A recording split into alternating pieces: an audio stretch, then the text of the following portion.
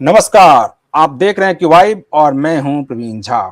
बात बिहार की करेंगे और बिहार में आज बांकीपुर विधानसभा उपचुनाव की बात करेंगे, क्योंकि इस सीट पर अब एक प्रकार से भारतीय जनता पार्टी के शीर्ष नेताओं की किस्मत दांव पर लग गई है।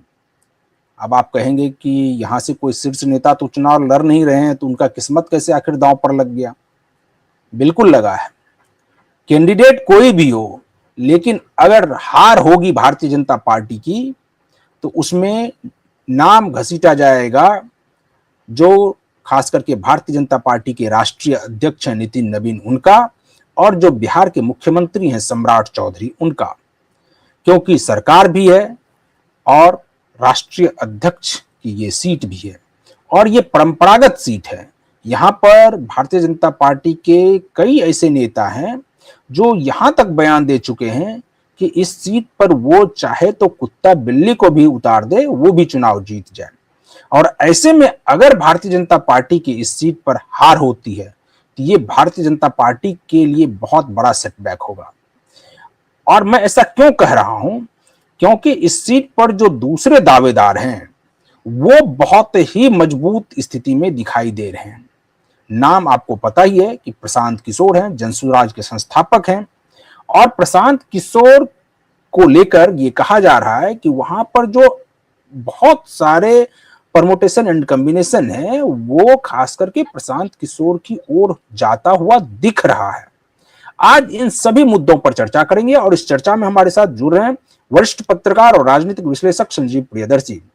संजीव जी, ये जो कहा जा रहा है कि ये जो बांकीपुर विधानसभा उपचुनाव है, ये भारतीय जनता पार्टी के लिए एक नाक का सवाल हो गया है कि अगर हार होती है तो भारतीय जनता पार्टी की बहुत ज्यादा किरकिरी होगी।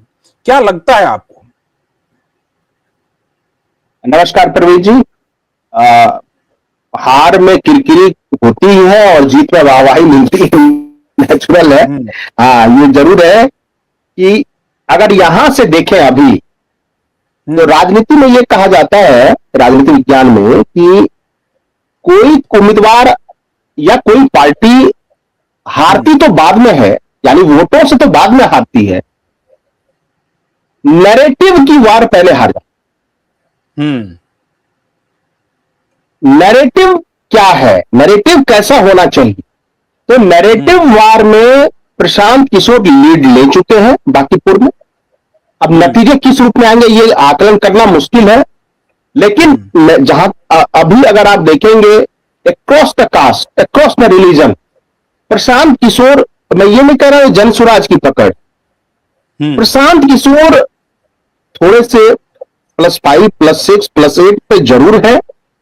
कारण उसके पीछे ये है कि जो कैंडिडेट बदला बीजेपी ने, उससे मैसेज बहुत खराब किया। और देखिए, ये कोई हारने वाली पार्टी ने कैंडिडेट नहीं बदला, ये बीजेपी जिसका मुख्यमंत्री पहली बार है, बीजेपी बिहार में, जो प्रचंड बहुमत और जेडीयू के साथ मिलकर सरकार चला रही है, डबल इंजन की सरकार हो, उस विधानसभा का नेता राष्ट्रीय अध्यक्ष बीजेपी का, और वहां से उम्मीदवार बदल जाए, इसका मतलब लोग क्या निकाल रहे हैं बांकीपुर के? क्योंकि बांकीपुर बहुत ही प्रबुद्ध वर्ग का इलाका माना जाता है, ये बहुत प्रबुद्ध पढ़े लिखे लोग वहां पे रहे।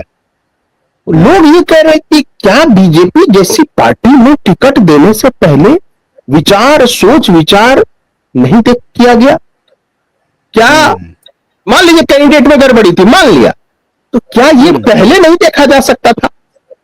और अगर नहीं देखा गया, इसका मतलब बीजेपी ही ये चुनाव सीरियसली नहीं लड़ रही है। और दूसरा, जो देखिए, अभिषेक बंटी को हटाया, वहां तक भी थोड़ा ही मामला बना था, लेकिन जो कैंडिडेट अब है वो बोलता है और बीजेपी के 100 वोट घट जाते हैं।